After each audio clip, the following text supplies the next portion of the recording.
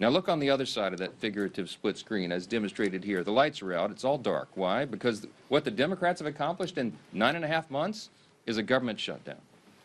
A couple other things sort of related to that. You know, they have made a lot of TikTok videos. We give them credit for that. They've also assaulted law enforcement officers. One of them's on trial for that. They've openly embraced and rallied with communists and socialists, most recently across the country on Saturday. They voted to raise taxes on millions of hardworking Americans at the worst possible time. They have voted against reducing fraud, waste, and abuse in government, and they have now voted, collectively, Democrats in Congress have voted 12 times to keep the government closed down. But it doesn't stop there. The Democrat shutdown is a glaring example of just how far the Democratic Party has strayed from common sense. Remember the simple truth here. It was over a month ago now that we passed, the Republicans passed the clean, short-term, continuing resolution. It's nonpartisan.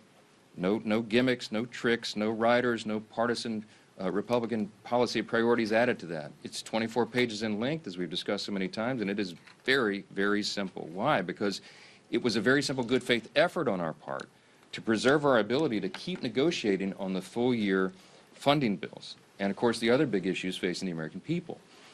So we wanted to keep the lights on. But what did the Democrats do?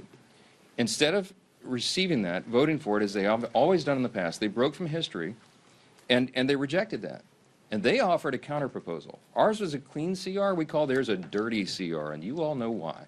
Because they added $1.5 trillion in new spending that would be a mandate, including hundreds of billions of taxpayer dollars for health care for illegal aliens. Go to page 57, section 2141 of what they filed. They want to restore funding for left-wing pet projects in foreign countries. And I've given you a list of some of the crazy things that they would include in that.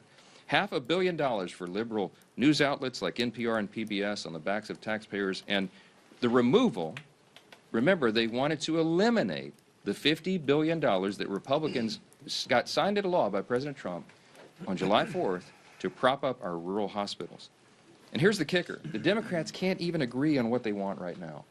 If you polled congressional Democrats on what it would take to reopen the government, you would not get a uniform answer. Every reporter in the room, by the way, should be asking them that question.